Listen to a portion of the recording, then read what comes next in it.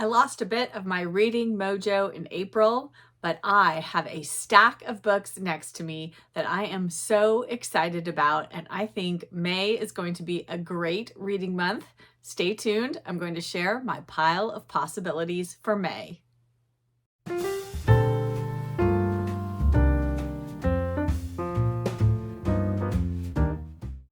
Hello book friends, I'm Jen and welcome back to my reading life and welcome to another pile of possibilities video. Today I'm going to share all the books I am considering reading in May. If you're new here, welcome, and I want to explain what I mean by pile of possibilities. To me, the phrase TBR or to be read feels like a to-do list, and that always makes me want to read pretty much any book except what is on my TBR. So I have come up with the phrase pile of possibilities, which to me just encompasses all the things I potentially might want to read in May, but leaves lots of room for mood reading, for books that I suddenly hear about and decide I want to read, or someone talks about a book that's been sitting on my shelf and I decide, ooh, that is what I want to read right now. And pile of possibilities allows me to have a breathing room that I always felt like TBR never did. So if that sounds good to you, come along with me. I'm going to share all the books that I am considering reading in May. I always like to start these pile of possibilities videos off with the books that I am reading for group reads, buddy reads, book club, all that good stuff, because these are books that I am definitely going to read during the month. And of course, the very first book I have to mention is Coming Home for my read-along of this book, which we are concluding in May. Along with all of you, I will be reading book 2 in May. So that is the second half of the Coming Home chunkster of a novel. I have been loving being back in this world with Judith Dunbar and all of the wonderful characters that Rosamund Pilcher has created in this book. I just adore this so much. It is very hard not to read ahead, but I am tasking myself with keeping to about 20 to 30 pages a day, which keeps me on track. And that way it'll all be fresh in my mind when we have our discussions of the books. You can join me and Rebecca from Rebecca's Literary Wanderings on May 1st to discuss the first book of Coming Home, and on May 31st to discuss the second book and wrap up the novel as a whole. Both of those live streams are posted on my channel. You can turn on notifications so that you don't miss them. And you can also join the Discord server. I have all of this information linked down in the description box, so be sure to check that out if you are reading along with us for Coming Home. Next up is the book you all voted on for me to read and review for you here on my channel. If you saw my cuppa and a chat video where I pulled these 3 books from my shelf and had you all vote on them on my community page, and the winner is Midsummer Mysteries by Agatha Christie. This is a collection of short stories by Agatha Christie, all set in the summertime or in warm climates, and I'm very much looking forward to this. I'm definitely going to start this before May, but I will be finishing it probably at the beginning of May, and then my review video will go up very shortly after that, so be sure you have your channel notifications turned on so that you don't miss my review of this. And of course, I will wrap it up as well in my May wrap up at the end of the month, but very much looking forward to this. I love Agatha Christie. I do enjoy short stories, and the weather here is so lovely today that it's definitely putting me in the mood for something a little summery. And I thought it would be good to read this now so that if I enjoy it, I can recommend it to all of you to read this summer. Next up is the book we are reading for the Cozy Reader Book Club, and for May, we are reading The Harvester by Jean Stratton Porter. This is going to be my first book by Jean Stratton Porter. I have had The Girl from the Limberlost on my shelf for a very long time, and I still haven't read it, but I will. But first up, I am going to read The Harvester, and this is part of her Limberlost Swamp series, at least according to the back of this. The short little synopsis on the back says, David Langston lives a simple life, harvesting medicinal herbs to sell in the city. He believes that he has all that he needs in life, that is, until he meets Ruth and everything changes. A gentle love story that changes everyone who reads it. I'm very much looking forward to this. Of course, anyone can join us for the Cozy Reader Book Club. The link to our Substack, which is how you join the Cozy Reader Book Club, is always in the description box and in my channel link information in my bio. So feel free to join us at any time for any book you'd like to read along with us. And we meet on the third Saturday of every month to discuss this over Google Meet, and we would love to have you join us in May. My Cozy Reader Book Club and Coming Home Read Along co-host Rebecca from Rebecca's Literary Wanderings is hosting a read along in May that she started, I'm not sure if it was last year or the year before. It is called the May Flowers Read Along. And the way to participate is to read a book with flowers on the cover. Very easily done. So if you want to participate, I'm going to have the link to Rebecca's videos about the read along down in the description box. So be sure to go and check those out. And this year she has actually added a group read. So in prior years, it has just been pick whatever book you want that has flowers on the cover and read that. And you have participated in the read along. But she is doing a group read this year. And the book that is selected is one of my all-time favorite books that I have not read since I first read it when it first came out in 2008. I am way overdue for a reread, and I cannot wait to read this. And that book is The Forgotten Garden by Kate Morton. And I love Kate Morton's writings. I love her books. This is one of my very favorites of hers. And I'm so excited to reread this. Just quickly, this is about a tiny girl who is abandoned on a ship headed for Australia in 1913. She arrives there with nothing but a small suitcase containing a few clothes and a single book, a beautiful volume of fairy tales. She is taken in by the dockmaster and his wife and raised as their own, and on her 21st birthday, they tell her the truth, and with her sense of self shattered, she heads off on a journey to England to try and trace her story. Her quest leads her to Blackhurst Manor on the Cornish coast and the secrets of the deemed Monttrachet family. But it is not until her granddaughter Cassandra takes up the search after Nell's death that all the pieces of the puzzle are assembled. So that's all I'm going to share right there. But yes, very excited for this. I'm actually considering listening to the audiobook. Has anyone listened to any of Kate Morton's books on audio? Do you recommend the narrator for them? Because I think that might be a fun way to revisit this one. But either way, very excited. It is a bit of a chunkster, but I just find Kate Morton's books are so readable and they're such page turners that I never want to put them down. So excited to get back to this one.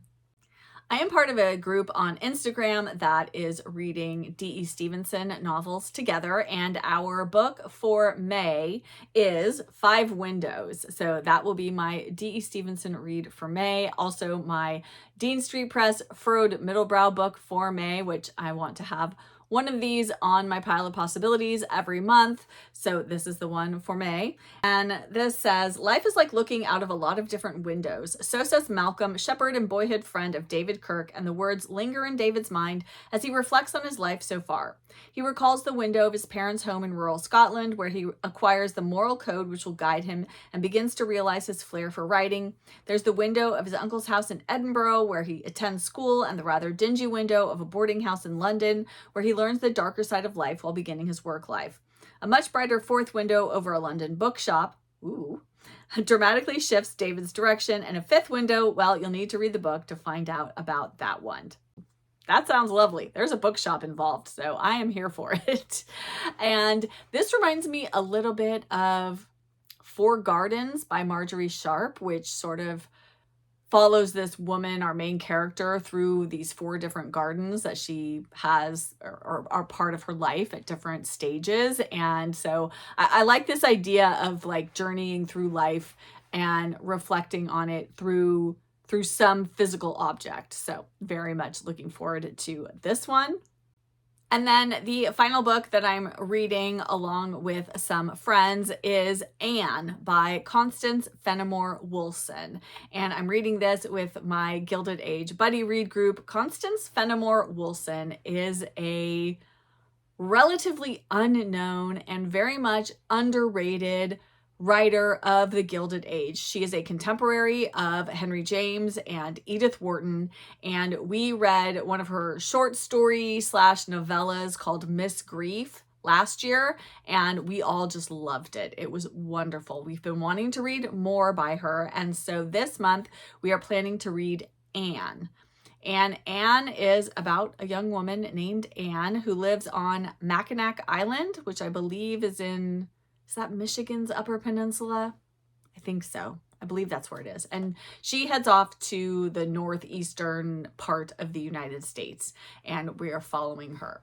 And I was looking at some reviews of the book on Goodreads, and one woman who is a professor described it as such. She said, "It's an epic love story, a murder mystery, and a coming-of-age novel all rolled into one." Well, I don't think I need to hear anything other than that. That sounds wonderful. I know it's fairly long. It is actually free both on Project Gutenberg, and you can get the ebook on Amazon for your Kindle for free. So if you're at all interested in checking out Constance Fenimore Woolson, but I am very much looking forward to giving my first novel by Constance Fenimore Woolson a try. Now we are heading into the rest of the books in my pile of possibilities, and these are all truly hopefuls. Well, except for these first two, which I really, really want to get to in May, if at all possible. And they are the other two books that were in my which book should I read next poll, and that is The Matchmaker of Perigord by Julia Stewart and Hop, Step, and Jump by Winifred Watson. So I am really, really wanting to read these. I know there were quite a few of you interested, especially in The Matchmaker of Perigord. That is very high on my TBR. I love Julia Stewart, and I've heard wonderful things about this one, so I am really, really hoping to get to it, and I will hopefully get to this one as well. It is my goal to have a Persephone book on my pile of possibilities every month, so this is the one I have for this month, and we will see. Hopefully I'll get to these, and then I can review them for you in addition to Midsummer Mysteries. So a little bit of a bonus for you all. And then next up is a book that actually my mom just read. She found this book randomly, purchased it, and then read it in, I think, about a day. She just loved it. It's very, very short. And she gave it to me and said she thinks I'll enjoy it too. And so I am hoping to give it a read in May. And that is A Tenderfoot in Southern California by Mina Deane Halsey. Has anyone ever heard of this book or read it? I'm just going to read to you. There's just a little quote at the beginning, a little forward, but it's just like a couple of lines. It says, "Much has been written about California and Southern California in particular as the native or the average citizen sees it. To the tourist spending the winter in this garden spot, many little occurrences happen daily that pass unnoticed by those living here. And to this end, this small volume is offered in memory of the many joys and trials combined experienced by one of the ever-present tenderfeet." So saith the author. So yes, I think this is just about, I think there's a young girl coming out to California, and it's just about her experiences. So very much looking forward to this. This looks like a lovely little vintage novel, so I'll be sure to share my thoughts on this one after I read it. I'm definitely going to read it either in May or June. Hopefully I'll get to it this month though. And finally, I have two books that just feel very spring-like to me. At least I hope they are. And I thought since May is our final full month of spring that I would put these on my pile of possibilities. First up is another book borrowed from my mom that she recommended to me, and that is Gardening Letters to My Daughter by Anne Scott James with some replies by Claire Hastings. And this is a nonfiction, and it is, I believe, just what it says on the cover. It is some letters about gardening from Anne Scott James to her daughter. I'm very much looking forward to reading this, especially because we are, fingers crossed, hopefully going to be remodeling our backyard, which is in desperate need of it this year. So maybe this will give me a little bit of inspiration for our garden. And my final book is one that I think just evokes spring, both in its title and its cover, and that is The Spring Begins by Katherine Dunning. And this is set against the vast garden and private coastline of the aristocratic Kellaway's idyllic country house. Three domestic servants awaken to the possibilities of life and love. There's the young nursemaid Lottie, terrified by the world of men, the scullery maid Maggie, unafraid of seeking out pleasure, and Hezzy Price, the older governess whose worldview shatters when her sister becomes engaged. As each woman navigates her desires, attractions spring forth against the bloom of flowers and the crash of waves. That sounds wonderful. Love the British Library Women Writers collection, and I am very much wanting to read this one in May, so hopefully I will get to it. And that will wrap up my May pile of possibilities. I would love to chat with you down in the comments. What is on your May pile of possibilities? And are you intrigued by any of the books I talked about today? Or have you read any of them and do you think I absolutely need to read them this month? Let's chat all things May reading down in the comments below. And if you're here but you don't have anything you'd like to add in the comments, but you would like to let me know that you were here, well, let us leave some more spring flowers and foliage. Whatever you would like, leave those emojis down in the comments. I love seeing them and knowing you were here, and they really do help my channel, as do likes. So if you enjoyed this and you could hit that like button, and if you are on the YouTube mobile app and could hit that hype button as well, I would greatly appreciate it. It helps new viewers to find my channel. And if you're a new viewer and you haven't yet subscribed, I would love it if you would hit that subscribe button and join my cozy bookish community. I'm so thankful for all of you that are here that take time out of your days to spend it with me in my cozy corner of booktube. As always, I will be back with another video very soon. And until then, I wish you a good book and a warm cuppa. Bye.